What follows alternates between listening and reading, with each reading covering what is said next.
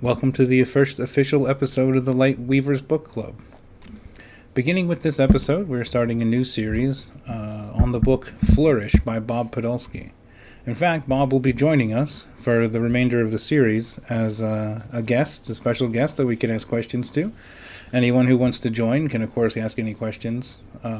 And I'll be posting each week about how far we got in the book so that you guys can follow along on your own if you'd like. Or you can just catch up to these recordings later.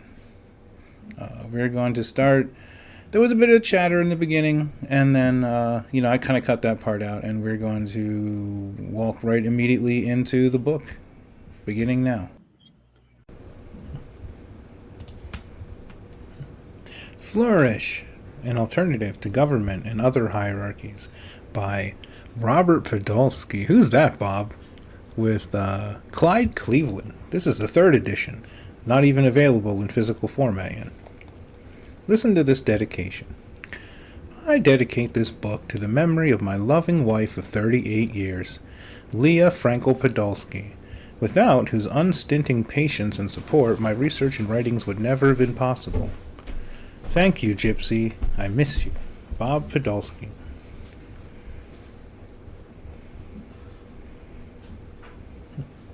Preface by Clyde Cleveland. Here's a quote by Buckminster Fuller. You never change things by fighting the existing reality. To change something, build a new model that makes the existing model obsolete. If you just picked up this book and are reading this preface to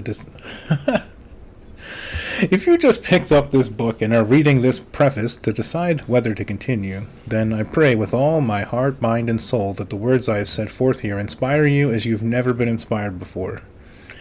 I implore you not only to read this amazing and utterly revolutionary book, but also to immediately get involved in the Titania Project, with all the energy, enthusiasm, and resources you can bring to the effort. This book is powerful beyond description. I will do my best, however, to explain just what it means to me and how profoundly it can change our entire world. This book truly represents the new model we've been looking for, to replace the bureaucratic institutions that enslave us. Do you want world peace, complete prosperity for anyone who aspires to it, a healthcare system designed to help you be healthy rather than to make the pharmaceutical industry wealthier, less crime, less drug abuse, better education, a cleaner environment, less discrimination, safe, healthy food that's not genetically altered? Then read this book and learn how you can help create a transition to a system that will provide all of us with all these glorious benefits and much, much more. Bucky Fuller was correct that when you spend your energy and time fighting against firmly established institutions, you are going to end up demoralized, exhausted, and discouraged. I know. I've spent a lifetime railing against the system. I've approached it from every possible angle, including as a Republican, Democrat, Socialist, and Libertarian. I've been a director or founder of several organizations designed to reform the tax system, educate people about the GMO scam, create world peace, help create the first ever constitutional sheriff convention, etc. I've run for office twice and written 2 books in order to educate people about the absolute and total corruption of our government and other major institutions. It took me too long to understand that working through either political party is a total waste of time. They are both controlled by the same interest groups. It took me still longer to realize that all of the divisions among us are created, promoted, exaggerated, and exacerbated by those who rule us. To divide and conquer is a very effective technique, and it has been used for thousands of years to control people. I finally realized that all of our political parties, organized religions, labor unions, banking and financial cartels, and many of our major corporations work together to protect each other and the power elite behind the scenes. The current system benefits them, and they will work to keep the system just the way it is. I've never read any book or heard anyone describe our present system and its faults as clearly as Robert Podolsky does in this book.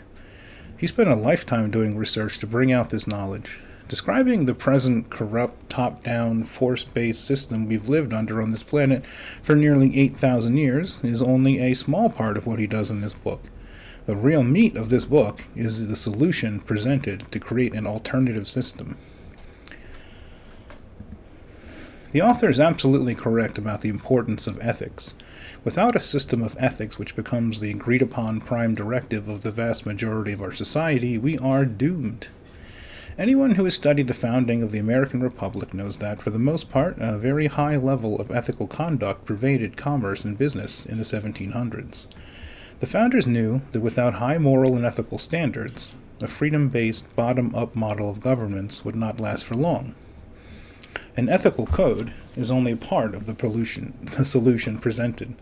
The author also presents a model for bottom-up governance that is applicable to any organization, including governments, unions, corporations, religions, nonprofit organizations, or any other organization of human beings that's imaginable. From the early Israelis and Anglo-Saxons, who used the principle of 10 family units, to the successful Iroquois tribal system, from the amazingly prosperous and entrepreneurial Gore Enterprises to the success story of Visa under CEO and visionary D. Hock, from the Deming-inspired corporate model in Japan to the employee-owned modern companies becoming more popular every day, the examples of bottom-up, freedom-based, non-coercive models of human organization abound. The end result of all bottom-up organizational models is more freedom, more creativity, more happiness, more productivity, more harmony, and more success on all levels of human activity and behavior. It is a new age, and that new age will not come about from a policy or a bill passed in the U.S. Congress. You will not change the U.S. Congress because that entity is part of a system that is very effectively doing its job. Its job is not, however, to represent you or to make your life any better. Its job is to make those who control the system behind the scenes more powerful and wealthier than they are now. It is critical to understand that, in their minds, they will never have enough power or wealth. No government or entity that is part of the existing system will save us. Do not think that the United Nations will save us, or that it is even benign. Think again. The United Nations and all its spawn were created by the power elite that control governments of this world, and the biggest and wealthiest banking and financial institutions in the world. For explanations of this fact, read Confessions of an Economic Hitman by Perkins and The Creature from Jekyll Island by Griffin. We must create a new system based on a new model, as Fuller says, if we want to change. That model, as explained in this book, exists now and can be used by us to improve our lives in virtually every way starting today. As the new system grows and takes on more of the tasks that we have mistakenly delegated to top-down bureaucratic governments, corporations, religions, and unions, we will see those ancient, useless, coercive, and damaging institutions simply disappear. They will vanish as useless relics of a much less evolved society. It is entirely up to you to create this new system and make it a reality. The new age will not happen by itself. It will be created by people like you and me. And I promise you that the process will be fun, profitable, and fulfilling on all levels. It is up to each of us to make this new model a reality. Our children and grandchildren's lives depend on it. And there's a quote by Albert Einstein. Everything that is really great and inspiring is created by the individual who can labor in freedom. By Clyde J. Cleveland, entrepreneur, ecologist, public speaker, and political historian. Author of Restoring the Heart of America and Common Sense Revisited. Married for 43 years with 4 children and 7 grandchildren.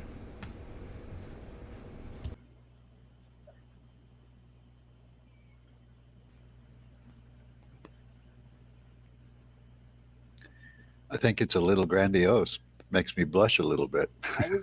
My biggest question was to ask you, how does it feel to hear all this being said about yourself?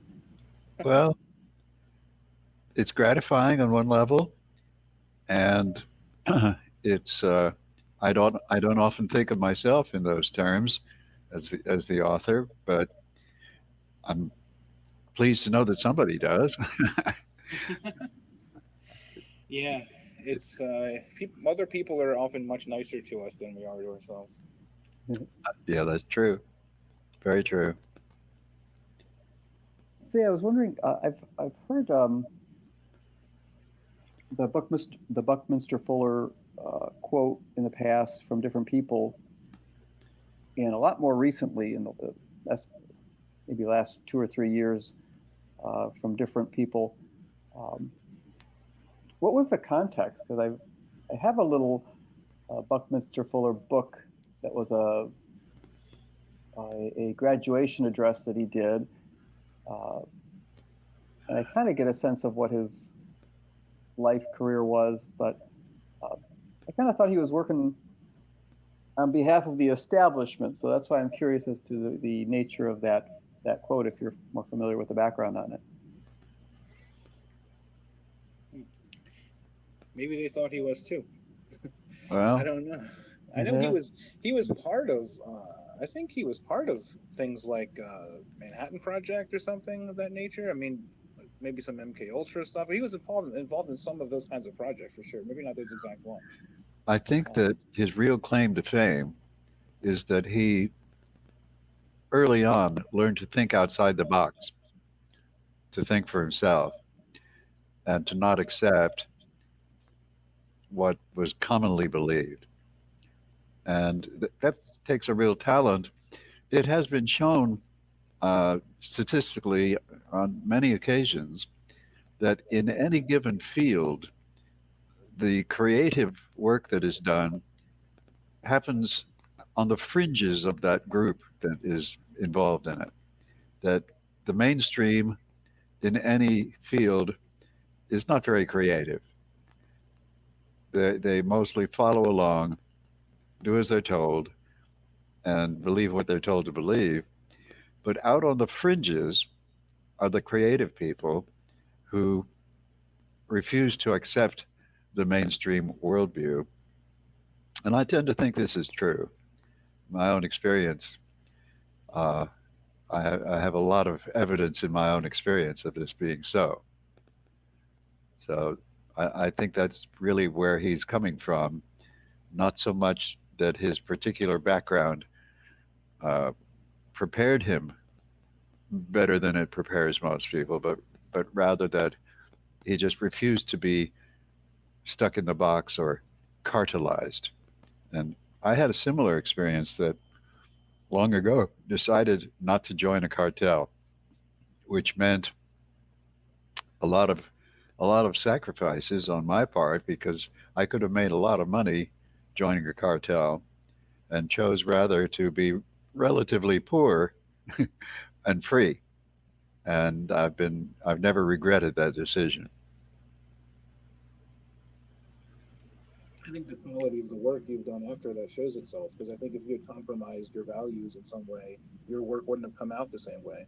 You might even have been afraid to write certain passages of the books that you did end up writing because you looking at that passage would have kind of revealed your betrayal of yourself and of your values. Yeah, and I won't do that.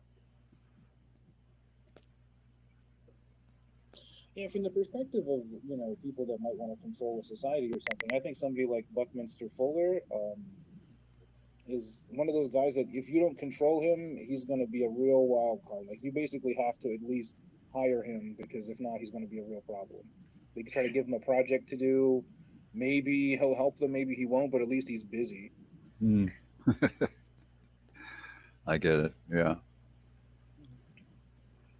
Are you familiar, looking at the quote, now this is Cleveland's references, but I imagine it's based on what you wrote, on the different corporate structures. Are you familiar with Trammell Crow? Trammell Crow?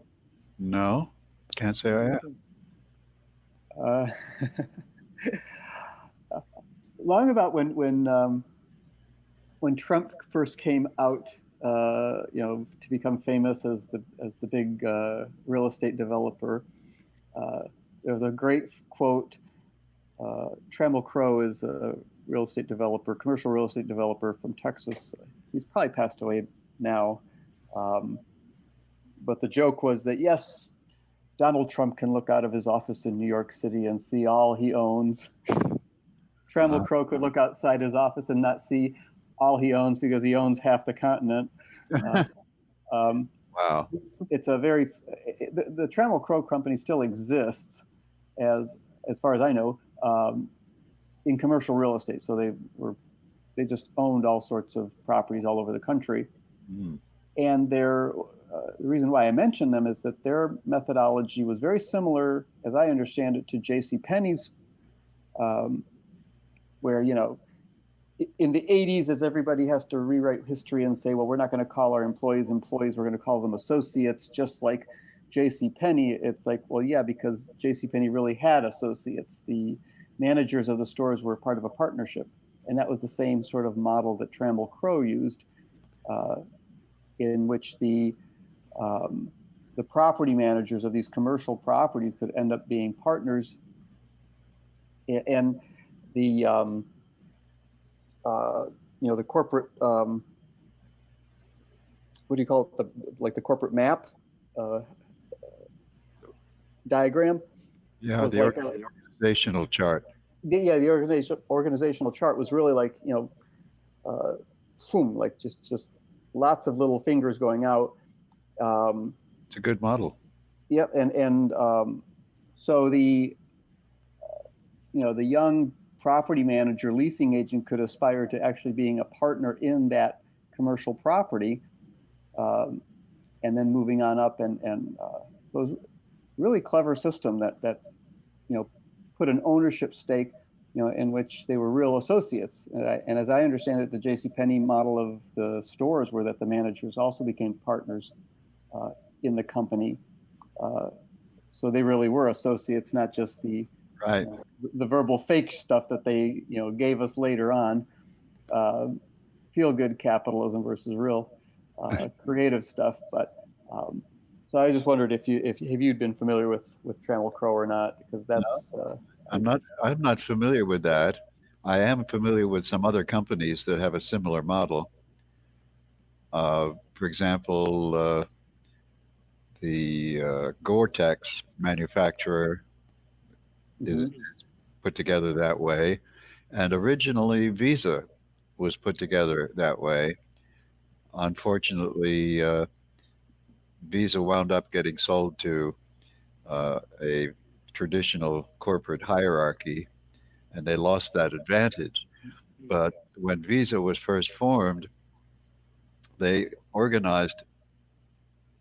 They had a flat organization. There was no hierarchic structure, and within 3 years, it became the highest revenue company on the planet. So it's a good model. It's a very good model. I was wondering if oh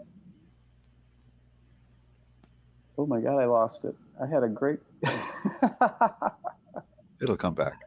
Now I get it. Now I remember. What's your view on the franchise model? Because I've seen both sort of points of view that franchising is very capitalistic, and you know, and I don't know. What do you think of franchising? Well, that's a little bit like saying, what do you think of food, or what do you think of human beings? There are good franchises and bad franchises. And No, I'm just talking about the structure. Well, not the type of businesses, but just the structure. The basic model that some group of people has developed a successful model, and they will teach others to use that model in exchange for a quid pro quo. To me, that makes perfect sense. That seems very ethical to me. If assuming it's done right, assuming that the details remain ethical. Does that make sense to you? I see it as a neo-feudalistic model. It really is feudalism, and really, yeah, and I think we saw that proof, you know, in these last few years, but even before, I think, even before COVID, you had the situation where McDonald's Corporation wanted to sell the breakfast foods all day, even though the franchisees did not want that because it wasn't a very profitable thing. And so you had you know, all the fluffy feel good stuff suddenly went out the window, you know, and corporate could force the franchisees to do that, even though it was, you know, economically detrimental. I see. And then To me, that sounds. Contract. What was that? Maybe it's the nature of the contract. Like the way Yeah. Bob described it, if that were the entire contract, just those two sentences or whatever, like that'd be great. But depends maybe what else they put in that contract that gives them some kind of power over you. Right. yeah, that's why I say it's feudalistic. I mean, because, you know, obviously the feudal system allows for you to work your land, but you still have, you know, tribute to the landlord, and um, and in the end, the landlord controls your livelihood. So it's Well, to me, what I'm hearing is that it can be feudalistic, and I'm not hearing that it has to be. That it's inherent in the basic model. It depends on the contract, and gotcha. the Okay. contract is everything. The devil's in the details, shall we say?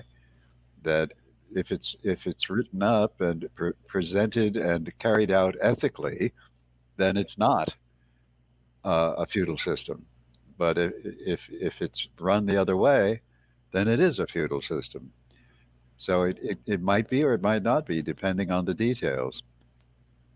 Yes, and I think that's but I think um,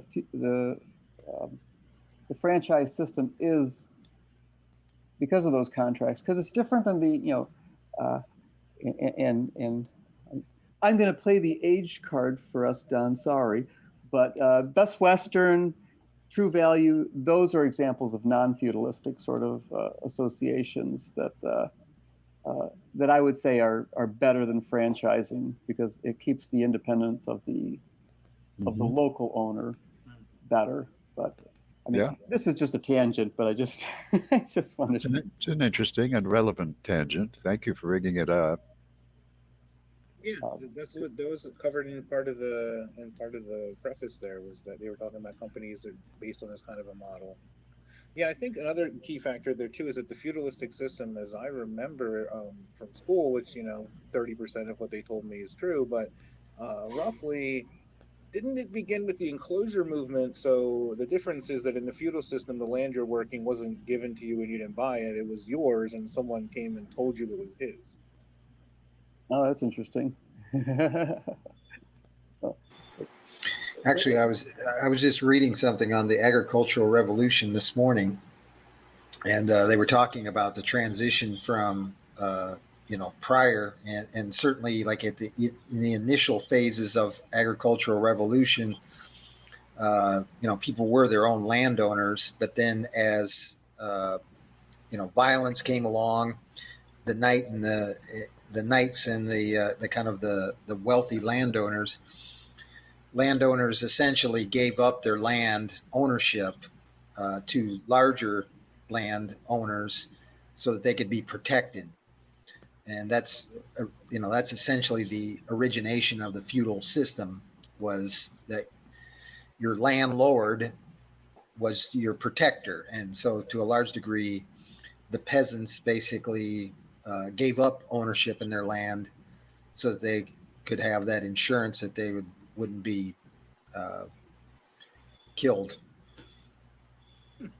Yes, and I see that as very analogous as what the franchise system does. So instead of opening your own local restaurant, you're seeking the protection of a bigger brand. Yeah. Well, I think in a lot of ways, the way I did, I worked for 7-Eleven in the Southland Corporation for a few years, and I did 7-Eleven construction projects where I built gas stations and 7-Eleven convenience stores around Chicago. And for the most part, it was a very lucrative business for the 7-Eleven, because they deferred all their responsibilities to either the franchisee or the landowner, and there's a bunch of interesting things. But like you said, there's so many controls that you really have the business owner doesn't do anything more than just collect the customer's money and do the books. Other than that, everything else is, computer controlled. Even the ordering, the inventory is all outsourced, and so there's very little control in a lot of these things. And if you look at most of the most regions these days, even the small towns, the mom and pops are being going bankrupt, Mhm. and these franchised companies are coming in. They get incredible financing type deals. They get incredible deals with the state governments as far as property taxes and all these other things.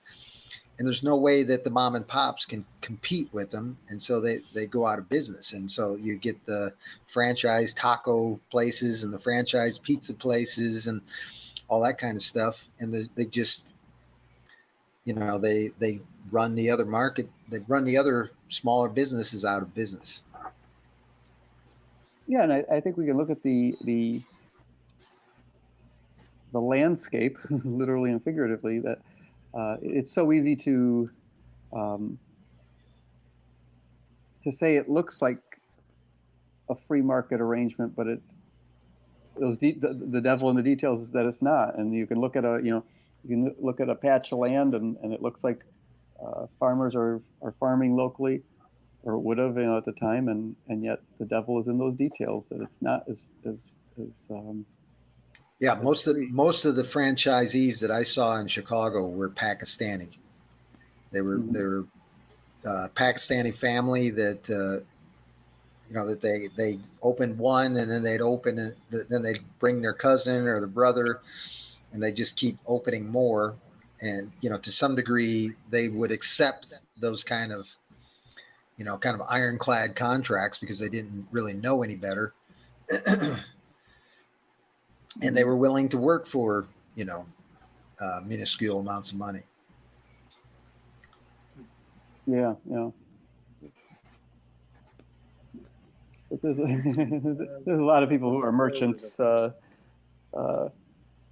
ethnically merchants, and whether they get sucked into the franchise or not, they're definitely willing to do the work, the long hours, and the sort of tribal financing, family financing that we got practically brainwashed out of.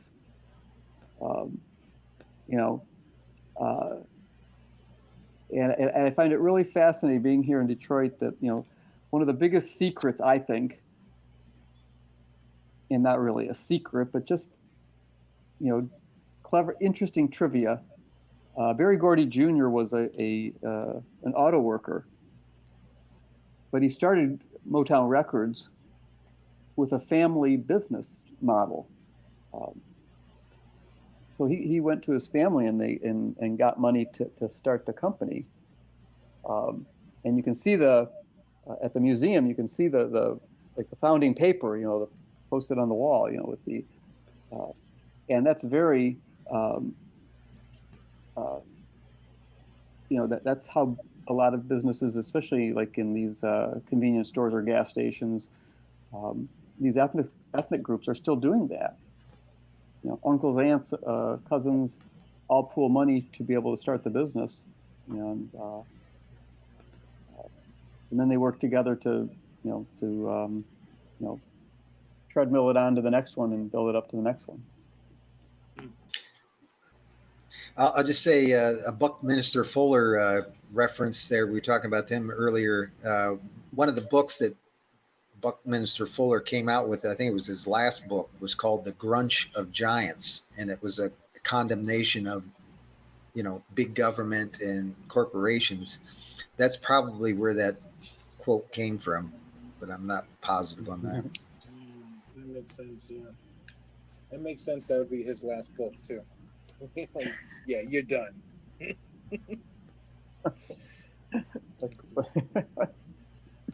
Whether he wanted it to be or not. Right. I'm going to move on with forward. The purpose of this book is recruitment. not literary excellence, not academic showmanship, nor philosophical discussion, just recruitment. It is intended for readers of above-average intelligence who are keenly dissatisfied with the world's status quo and who want to do something that will have a meaningful and beneficial impact on the future of mankind. I became aware of the organizational concept described herein in 1984, and have spent the years since researching it and honing my articulation of it. It is my expectation that intelligent readers will recognize in my rationale ideas that on some level they've intuited on their own, but have had yet to fully grasp and utilize. Among this group, I surmise, will be some who feel passionately about the opportunity presented herein, and who are ready to train as leaders of a cultural revolution, a new renaissance, if you will. If you see yourself in this description when you finish reading the book, I urge you to contact me by calling me at... That number is not even real anyway. Or emailing me at cronus@titanians.org. Also, Bob is a member of our chat group, and you can find him listed under members if you click the name of the group. And you can message him on Telegram that way. Part 1, Introduction. Chapter 1, The Shared Vision. For starters, I want to congratulate you on your decision to be a participant in the game of life, and especially on your awareness that human society isn't what it could be, and that the efforts of folks like us can make a real difference in the world. While some of you may think of yourselves as ordinary, the fact is you are not. You are extraordinary. I know this because for many years I have searched for people with your level of awareness and became frustrated with how unusual they are. So again, my congratulations. My purpose in writing this book is to share with you a dream that I've held in my heart for almost 30 years. A dream that began with a question, and to recruit you as a founding member of a new kind of institution that I call Titania. Did you ever ask yourself? I recognized almost 40 years ago that our species is following a highly self-destructive path, one that could easily make us as extinct as the dinosaurs. So I asked myself, what would have to happen for humanity to thrive, to flourish, to truly overcome the serious societal problems such as crime, hunger, poverty, violence, and war that humanity has faced for thousands of years and still faces today, and will probably face into the future? Did you ever ask yourself this question? Soon after I asked this question, I found a satisfying answer, which led to more questions. The answer is, for humanity to flourish, its institutions must consistently make ethical decisions. Simple, almost rhetorical, right? But unfortunately, most people have only an intuitive sense of what the word ethical means, whereas a much more exact and precise understanding is required. So, obviously, a massive educational effort has to be part of the game plan. Thanks to my mentor, John David Garcia, I also learned how people committed to acting ethically can form organizations and institutions that are equally ethical. There is a specific formula for doing this, as I'll explain as we go along. This knowledge left me with one burning question. How can I find enough ethical people to implement what I know? You are that answer. So hang on to your hat. I'm about to amplify your dream. But first, I have to tell you a little bit about myself. Chapter 2, My Background. The main things you need to know about me are these. My life is primarily driven by curiosity. At the age of 5, I got a hold of my parents' alarm clock and took it apart because I wanted to see how it works. Oops! My folks weren't happy about this, but my father, the famous physicist Boris Podolsky, understood my urge to know how the world works and encouraged me in this ever after. My father also taught me at an early age the basic principles of science and the scientific method, which exist only to distinguish true information from false information. This is the reason we have science in the first place, to distinguish true information from false information. So I became a devotee of truth and remain so to this day. For my first career, I spent 10 years doing mathematical physics and systems analysis in industry and government. Then I spent 25 years doing psychotherapy in private practice. My father was Boris Podolsky, the physicist who achieved considerable notice for his 1935 work with Albert Einstein on what came to be known as the EPR paradox. The resulting paper was entitled, "Can Quantum Mechanical Description of Physical Reality be Considered Complete?" We now refer to it as quantum entanglement. Of Boris, Einstein once said, "Podolsky goes directly to the heart of the problem." Boris was also a brilliant teacher. So I was very early on introduced to the scientific method, logic, and the operational point of view, the philosophical cornerstones of science. As a student, I followed in my father's footsteps by studying math and physics in high school, Williams College, the University of Cincinnati, Xavier University, the University of Hawaii, where I received National Science Foundation Fellowship for research in quantum electrodynamics, and Harvard. I have a master's degree in theoretical physics. Overlapping my formal education and subsequently, I worked in industry, Avco, GE, Bendix, and in the civil service, USAF Avionics Lab and Coast Guard HQ, performing mathematical modeling of complex physical systems such as atomic reactors, guided missiles, electron microscope lenses, external combustion engines, and the like. After 10 years of this work, I tired of the Dilbert lifestyle and its bureaucratic environment, so I got trained in various methods and techniques of psychotherapy and operated a private practice in this field for some 25 years. During this period, some of my clients were business people, so I studied business systems and entrepreneurship and consulted in this field. I use my experience in systems analysis together with psychology to enhance the effectiveness of my clients. In 1984, I met John David Garcia, the brilliant author of Creative Transformation, and remained friends with him until his death in 2001. Under John David's tutelage, I came to understand the value of the field of ethics that I had scorned as a young man. I have since seen it as the most important field anyone can master because, through the lens of ethics, one can make vastly better decisions than one can by any other means. By 1992, I had begun writing articles and subsequently books about ethics, law, and government. My research in the intervening year showed me unequivocally that the institutions that we usually look to solve societal problems were actually the cause of all the major problems that our species faces. After the work I had done analyzing physical systems, the analysis of societal systems turned out to be a very simple matter. The three big offenders in this respect turned out to be big business, especially big banking business, organized religion, and government. Borrowing an idea from Star Trek, I have coined the phrase BORG when referencing these three institutions collectively: big banking, organized religion, and government. Today I've written 7 books about the BORG problem and what can be done about it. 4 are available on Amazon. Finally, some answers. So here's the long and short of it. Humanity is facing a huge problem. A solution exists. Hoo-ha! The rest of this book is dedicated to filling in the details concerning the problem and the solution. To better understand our current situation, let's examine the big problem through the lens of scientific systems analysis. Wow, you have the sort of eclectic interests that I have had over my years, but I haven't translated them into actually, working in different fields, but just studying them or interest. But man, I just find that amazing. I applaud it. I just think it's fantastic.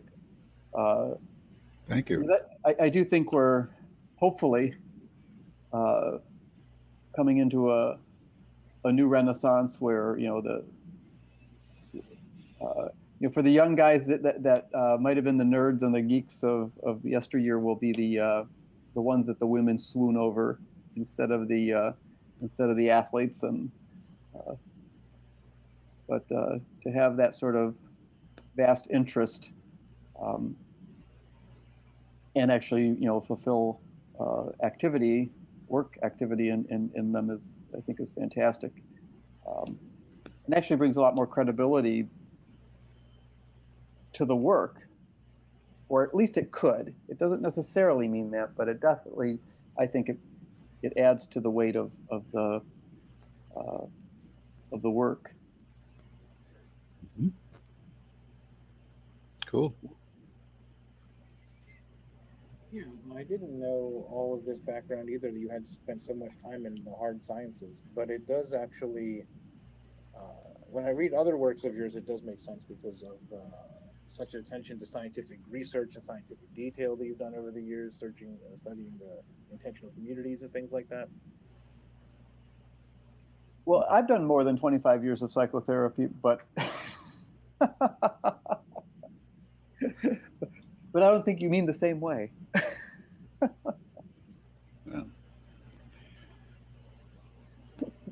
Yeah, I've made some advances on the psychotherapy field. I've written, one of my books is called Soul Bonding, and it's about personal growth and how one comes about doing it. And I actually have made what I believe to be some improvements in the methodology of increasing one's self-awareness. So that's grist cool. for another book. We can do that one another time. Well, I'm in for that one too, because that sounds really cool. All right. Nice. I'm wondering about what were you feeling inside of yourself that made you want to switch from such hard sciences into the like psychotherapeutic field? Well, working in industry, I knew there was something wrong. I didn't know what it was, but I was really uncomfortable with dealing with the people that I was dealing with in that field. And then I worked for government, and I had a similar feeling. There's something wrong here. This isn't the way it should be or the way it could be. And still, I didn't have a clear sense of what that meant. And my life was a mess, frankly. I failed at marriage 3 times, and only towards the end of that period did I realize that the common thread running through those failures was me. And just about at that point in time, a woman friend, actually the wife of a friend of mine, took me aside one day and she said, "Bob, you might benefit from some psychotherapy." And frankly, I was insulted because I thought that psychotherapy was for people who are crazy or sick or something of the sort. And so I reacted rather defensively. And I did wind up asking her, "What makes you think that there's anything to this psychotherapy stuff?" And she said, "Well, I spent most of my adult life stuttering or stammering. And I saw a therapist, spent 2 hours with him, and I haven't stuttered since." I was astonished. "What? You sat in a room with a stranger, and after 2 hours of doing whatever you were doing with him, you stopped stuttering after most of your adult life you had been stuttering. How could that come about?" And I asked her that. And she said, "I don't know how it came about, but the guy is still around. You could go see him and ask him." Well, my curiosity had gotten the better of me. And I went and met the guy, a fellow named Jim Cox. And within a very short period of time, I realized that this therapy stuff was really good, extraordinarily good. It was within a couple of months, my life was changing dramatically. My outlook on the world was changing for the better. And I decided then that I wanted to train in that field. And Jim Cox had a training program, which I joined. And I've never looked back. It was one of the most important, beneficial decisions that I ever made. And later on, I realized that the way psychotherapy is done generally is not optimum because they use a clinical model for it. And so I then invented another model, a better model, an educational model that achieves similar results faster, more effectively, and more cheaply than the standard psychotherapeutic model. And that's when I invented soul bonding. So that was the transition that I went through. And I had some 10 years of intensive therapy myself, without which I would not have gotten the benefits that I wound up getting. And my fourth marriage was a great success. 38 years of a relationship that got better and better and better until my wife died. But during those 38 years, it was a wonderful experience. And I couldn't have had that if I hadn't had that therapeutic experience. So that's my history in terms of how I transitioned into being the therapist, and since then into being a more general purpose ethicist. That's how I see myself now. I'm basically teaching applied ethics to anyone who wants to learn. I hope that answers your question. Well, I was going to ask, are you familiar with the new energy medicine, emotional freedom techniques using tapping along the Chinese meridian sites? And yeah, I've studied that. How does that? I've studied 15 different methods of doing psychotherapy. And out of that, I picked 6 that are particularly useful in my own personal experience. And then I took those 6 methods and combined them into soul bonding, which is an educational protocol rather than clinical. And there is a distinct difference.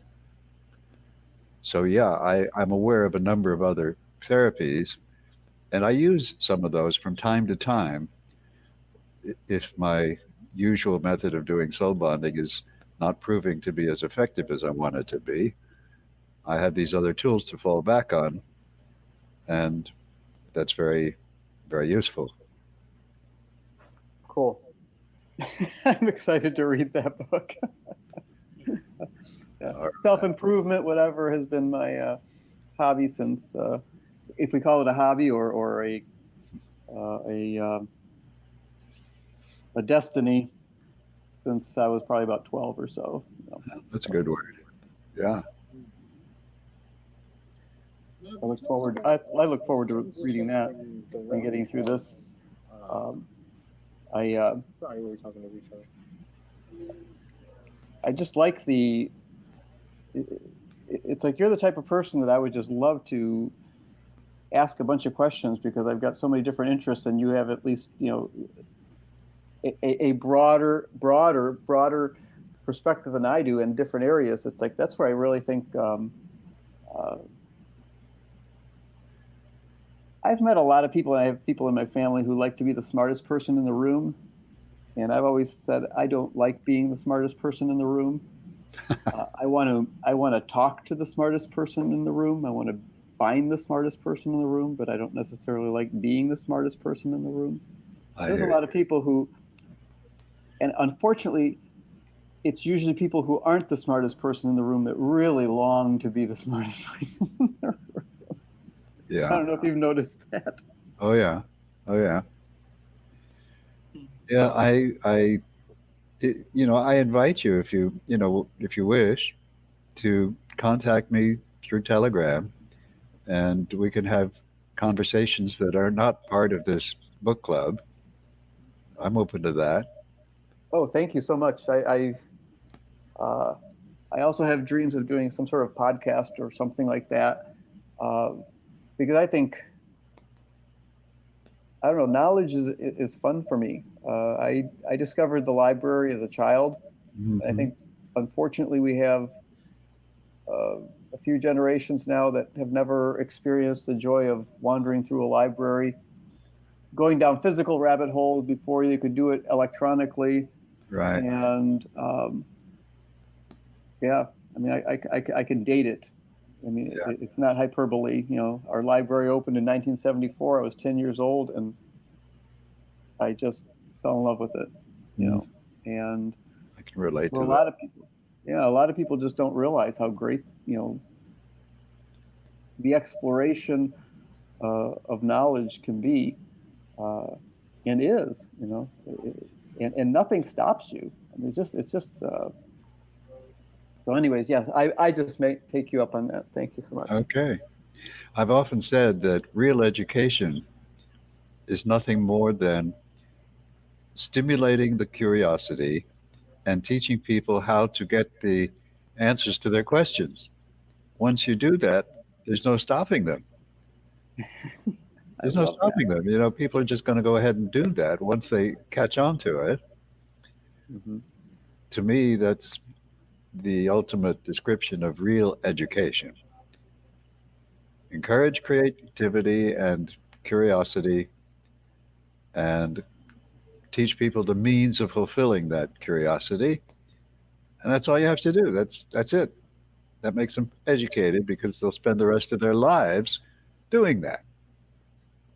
Hoo-ha. Yes, and I think that's an essence of what the homeschool movement is realizing how eager young minds are to learn because Yeah, of because they're curious, and it's like exactly. how stifling is the education system. I mean, I was in elementary school when I discovered homeschooling for myself, and I obviously they didn't call it homeschooling then or anything like that.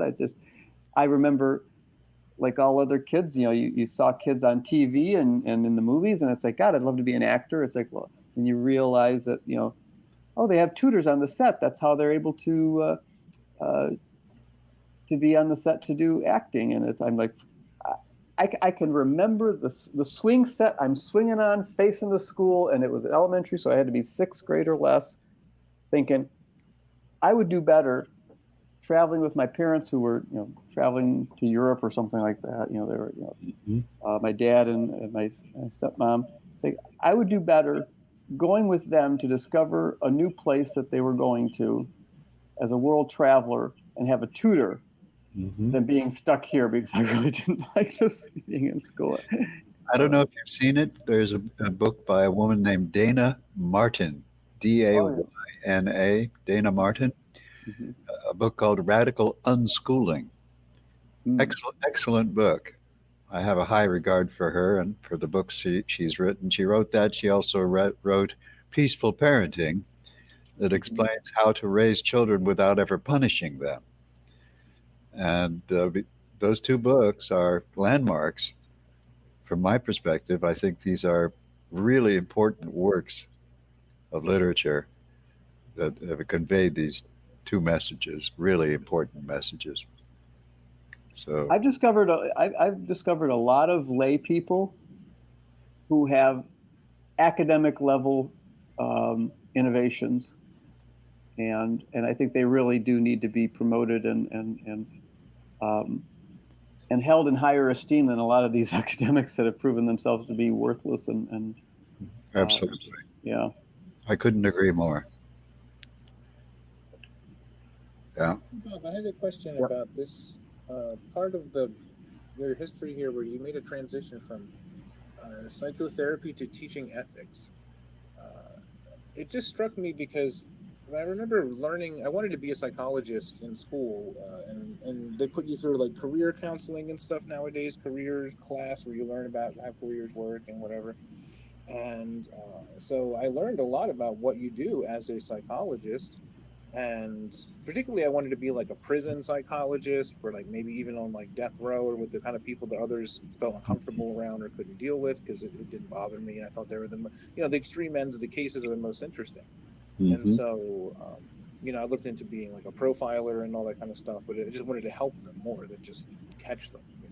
And so I thought I wanted to be the kind of psychologist, and all the different studying of they basically said that there's these rules you have to follow as a psychologist, and like your board and your license hook you into, and this is how you have to do it. And one of the main rules they said is you cannot discuss any kind of morality with your patients. And I thought, well, that is simply not going to work. I was like, that most people are in pain because they're doing something wrong. Because if they stop doing it, they'd be in less pain. And so Right. I don't know how I'm going to get by if I can't tell people how to get out of the pain they're in. At the time, I didn't know that, like, you know, your job is kind of to sell medicine and not let them get cured. But I didn't understand how that worked at the time. I just thought, well, this system isn't going to function like that.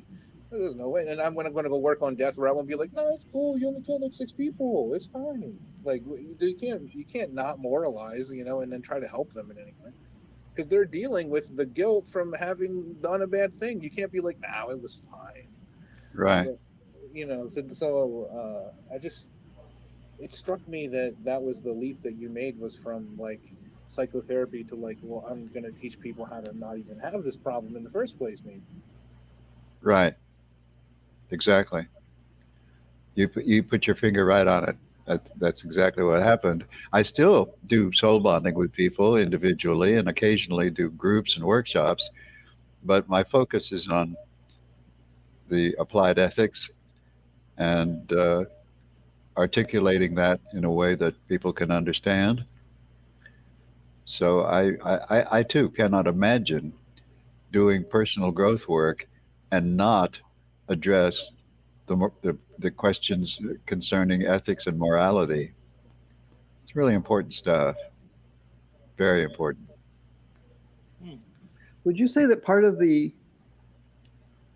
psychological dilemma that we may face, and this kind of goes to, you know, I'm a big, or at least I read a lot of Nathaniel Branden, and with his concept of self-esteem as the reputation we have for ourselves, with ourselves, part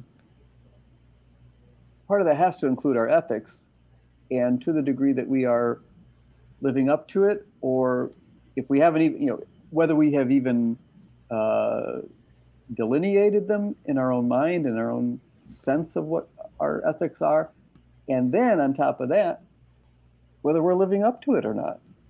Right. Very important. It's been my observation that there are certain obstacles that people face based on early experiences that they've had before the age of 5. Some as early as when they're just a month old or a few days old. And the dynamic that becomes problematic is what are called double binds. So, for instance, if you traumatize an infant sufficiently early enough, they wind up believing that they can exist only if they do not need, and they attempt to deny having any needs, which makes it very difficult, of course, to fulfill their needs. It's hard to get what you need if you are denying that you have needs, but that's a double bind. A little bit later, trauma will create a double bind that says, I can get what I need as long as I remain dependent. Well, that's pretty absurd because it's quite possible to be independent and get your needs met.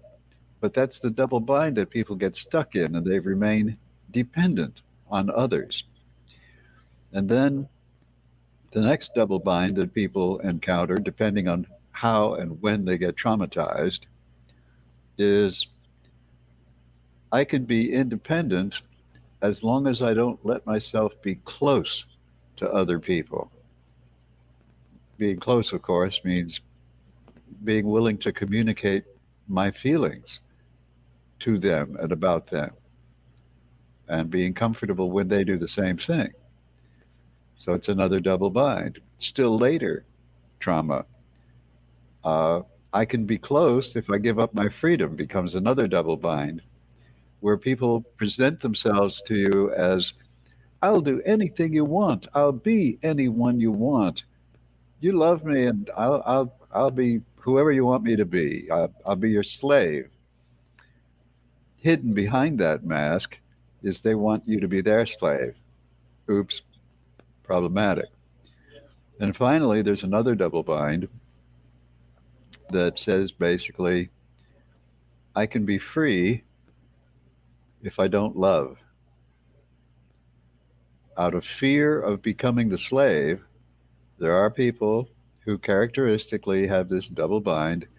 They will not love because they are afraid they'll lose their freedom. Unfortunately, those folks are never free to love.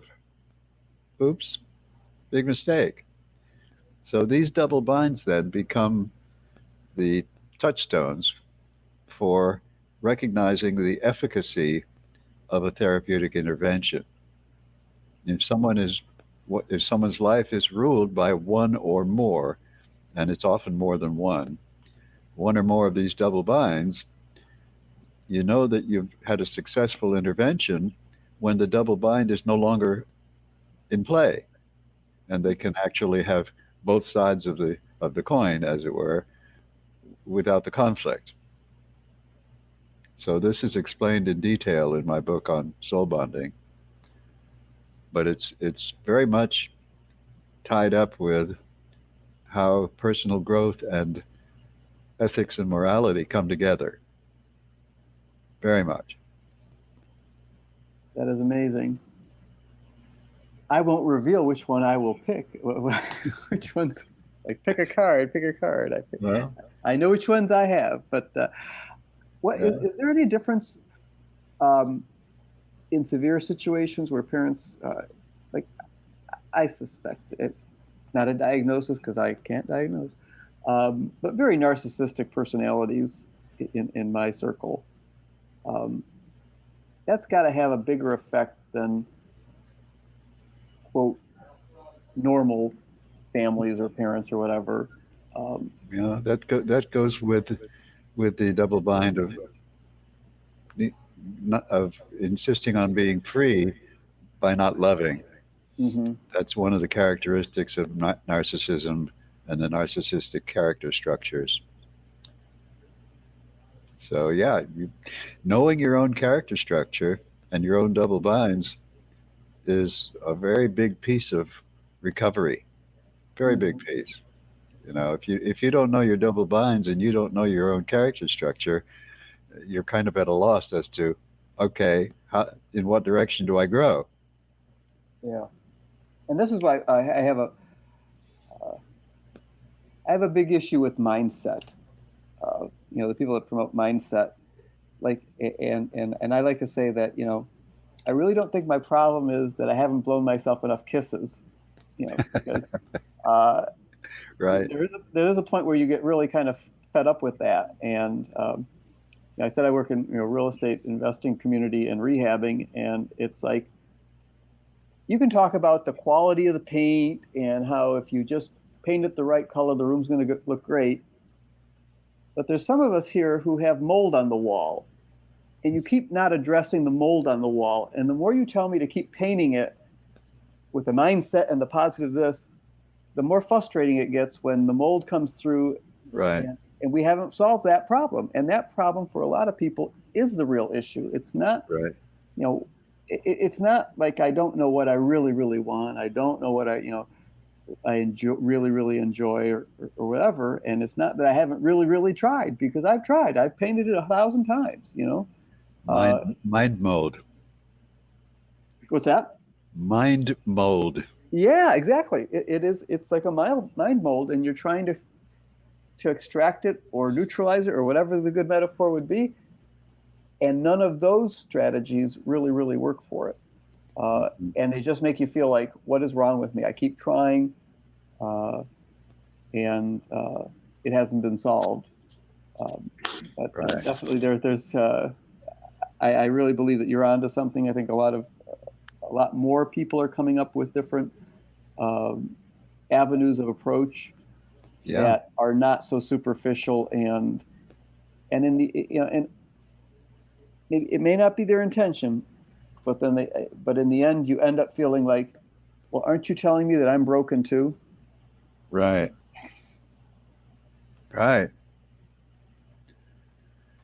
Yeah, that's a very good observation on your part, and more power to you for intuiting that That's great. Thank you. Thanks. Yeah, that was really deep, man. I wonder if what the mindset of the people who would say that, I think what they're seeing is that, like, those things that they're asking you to do, like have the belief in yourself and like clearly envision, like make your vision board or whatever, right? Like, I think it's like they're seeing that as those are the activities that a person without the mold would do, right? And so they think that maybe if you do those activities, it'll like reverse engineer and take care of the problem, right? But that the I don't know how to put it, like uncenteredness with the world is a much more basic problem than Right. I think of the word than a belief, like a belief that you are, capable of X thing, or you will achieve X thing in the future. And to some extent too, a lot of that stuff to me sounds a lot like they're trying to, it says like a blind faith belief, like they want to, like almost like if you just repeat it to yourself enough, you'll just start to believe it, which is probably not good. It's not a good spirit in which to do things. Generally, like trying to fool yourself. I think that the basic traumas and things that are at the core of how most people have been. Every person, as I see it, is sort of a mirror or like a crystallized fragment of the universal human subconscious, and one of like maybe of their nation or their people, right? And so each nation has certain things that it is the way, they're all violent, right? So like there's no like utopic place, right? And so they all exist, they all can continue to do that violence and quote unquote thrive by ignoring, like blanking out certain parts of the psyche or certain kind of behavior, certain kind of feelings, right? Like, well, we all, like we did with slavery, like, yeah, we're going to pretend we don't hurt when we see other people and change. And like that, and as long as we all pretend that, it's fine. But until somebody starts speaking up about it, like, yo, shut the fuck up, it's fine, like, to make some excuses or whatever, but they're not, those excuses are like top level, what's that thing called, frontal brain activities, but that's not where the basis comes from. The basis of, they're saying they're just using the frontal brain to like quiet down the rest of the brain, but the real answer that they're giving is like, if you talk about that, it's all going to fall. And so like there's a lot of that within an individual person too, where like you don't even want to bring up, like, to go back and heal those things. It's almost a fear that it will like collapse kind of structures that are built.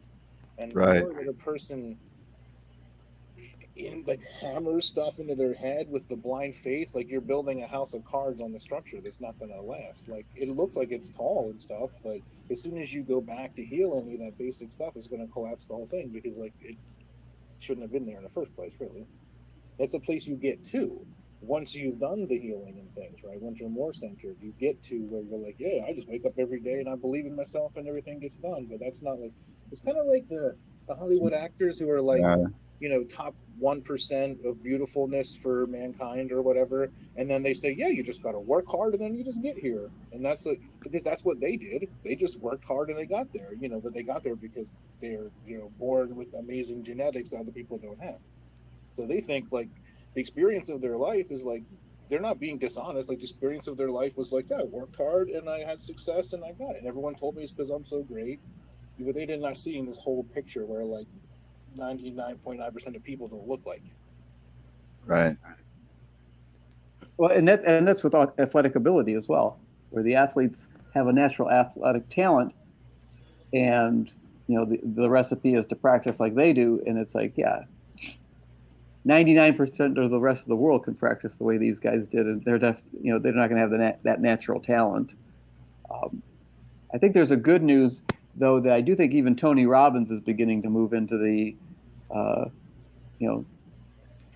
heal the trauma aspect of it, and which I think is helpful. It just it takes it out of the sort of charlatan world or rah-rah realm and puts it more in the realistic realm. Well, Tony was a protege of John Grinder, who was one of the founders of neurolinguistic programming.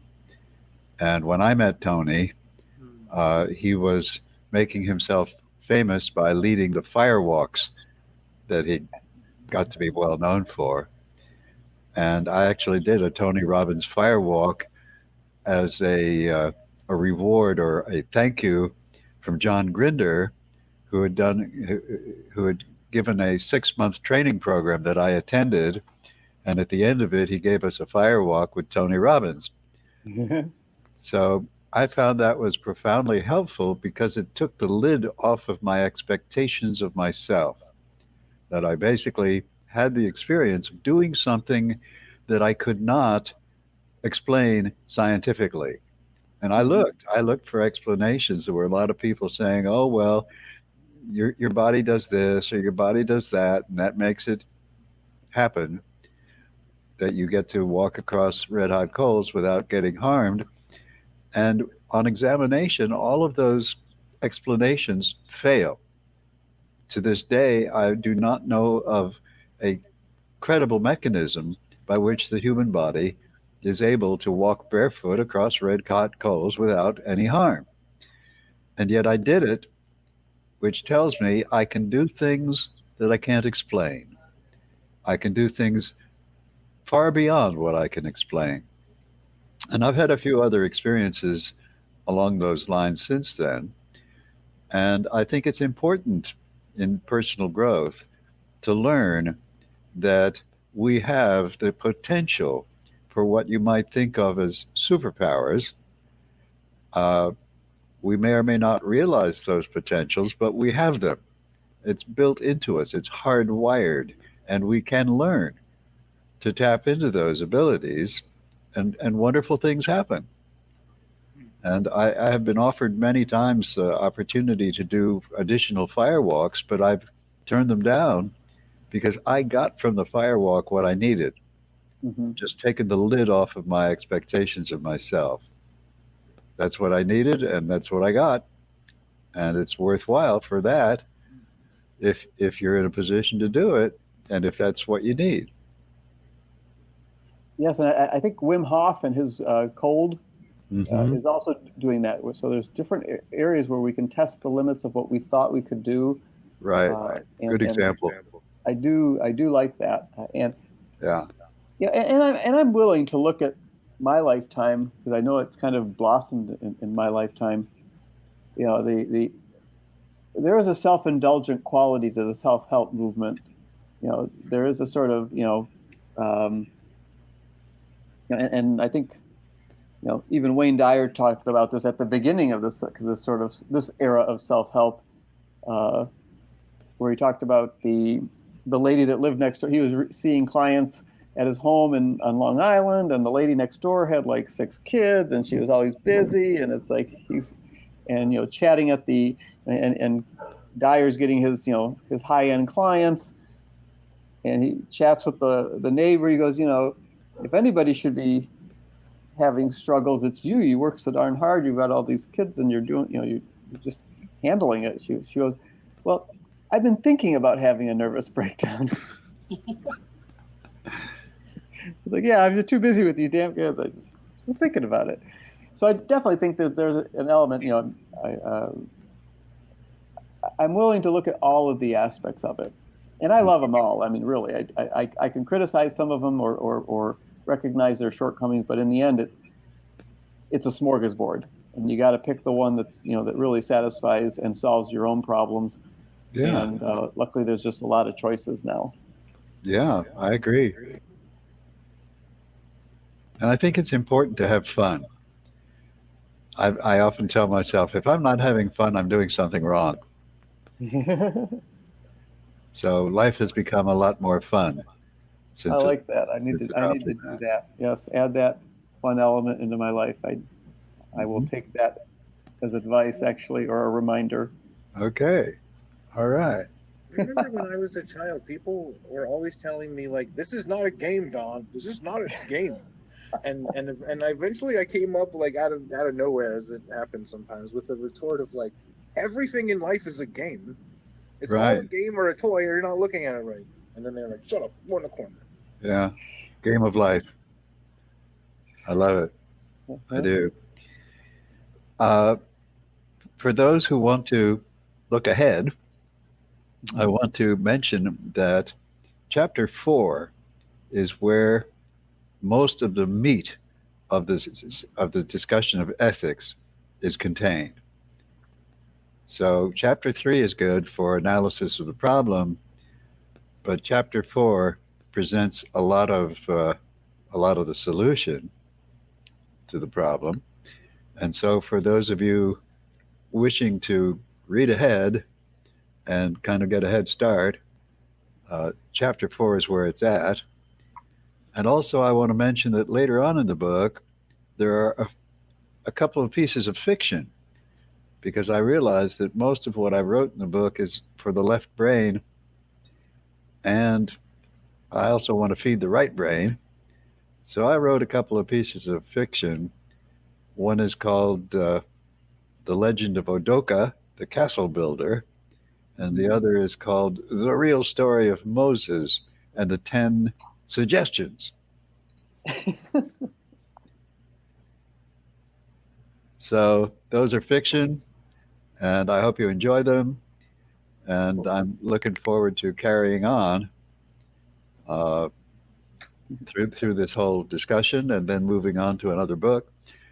I want to thank you all for being here, and I want to thank those of you listening to the recording of this meeting for watching and listening. I want to cordially invite you to the live Friday evening version of it. And I especially want to thank you, Don, for making this possible, for actually initiating this group and inviting me to take part. I've actually wanted to do something like this for a long time, and I'm absolutely thrilled to be doing it with you guys now. Wonderful, thank you. Yeah. Yeah, this is something I thought was an important thing, because I just see so many people there are so many good things in books, I mean, it seems silly to say, really, but books are really where it's at when it comes to like deep study of knowledge and things, right? And so few people either have their life set up so that there's time to do that, or can calm their mind enough to sit and look at a book, and so I thought something like this was a really good idea. And just two, there are many books that particularly for people interested in human thriving and freedom, need a bit of parsing. For instance, one of the books I wanted to do at some point was a book called Blueprint for Revolution, which is written by one of the color movements started by George Soros, and was actually like how they did what they did. And it's basically a elucidation of how you can use the trickster spirit to like work under a tyrant. Like the tyrants don't know what to do with that. They can handle resistance, but they don't know how to handle you laughing at them and making them a joke all day. And Right. so I thought it's fantastic, but something like that also needs a bit of carefulness to it and a bit of filling in around the edges. Where, like there's no mention at all of the fact that this guy, when he writes the book, there's no mention at all of the fact that he had like international funding from organizations, and the United Nations was tied in with what he was doing. And it's very easy to get a revolution underway when the United Nations agrees with you. Right. Right. Well, in subsequent meetings, there's a lot of this stuff to talk about. I've got some projects going right now that I will share with you guys along the way, because they're relevant to what we're discussing in the book discussion. And it's very, I'm still to this day, I'm excited about what I do, even though I'm not terribly optimistic about where our species is headed. When I look at the probabilities of different outcomes, I can't say I'm optimistic, but I do have hope. I do manage to stay hopeful in spite of huge obstacles that I see confronting us. And it's a challenge, and I enjoy a challenge. If you don't enjoy a challenge, you shouldn't be having these conversations. These are challenging times, and I suggest we rise to the occasion and make the best of it and have fun doing it. Hallelujah. Here. I agree. Yeah, I think people often get down on when you see the scope of the problem, or even approach the scope of the issue of what's going on in the world, that really no one has figured it out yet since the beginning of time.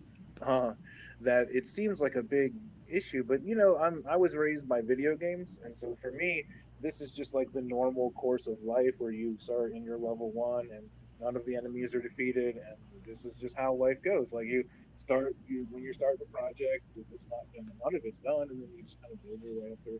So it just seems to be a pretty normal case that well, of course it's a big giant issue and it seems really hard. It's supposed to, because that's how you get to level 99, is because the problems are so hard. Right. We'll get there. All right. It's a lovely place to wrap it up, you guys.